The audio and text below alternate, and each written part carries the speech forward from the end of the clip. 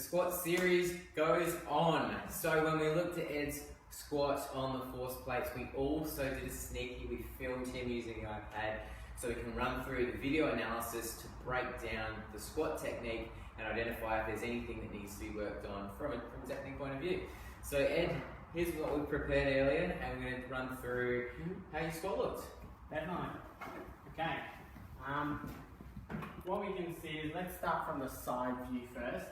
So the one on the right over here, what we can see is starting position. So some of the flaws here with my squat is I'm already starting with a trunk flexion, so I'm slightly bent over with the starting position. You can see where the bar is in relation to the my center of mass, basically. So we want the bar to be in line, and that's what we discuss about that efficiency during squat. We want the bar to go straight up and down as much as you can, so we're not transferring any force or load forwards or posteriorly, so your muscles are loading nice and efficiently.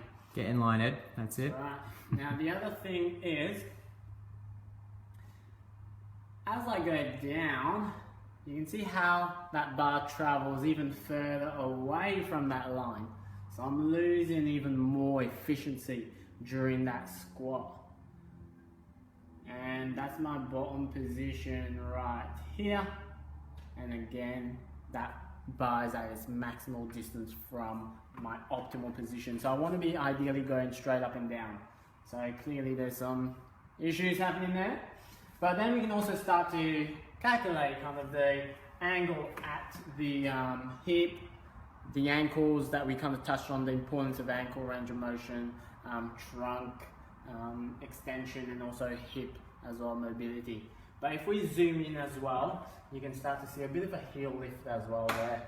So I do have previous history of ankle injuries as well, so I do have a bit of restricting ankles, as we saw in one of the tests during our first video. So if you haven't watched those, go back and watch those.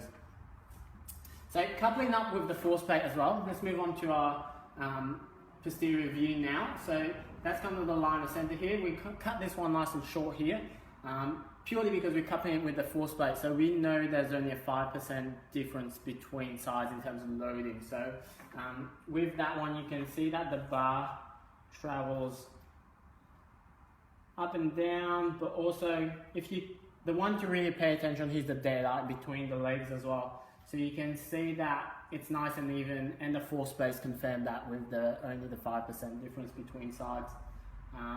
But the other things that you can start to measure as well is the amount of foot external rotation that I'm in, because I have tight hips, so I have to open my hips up.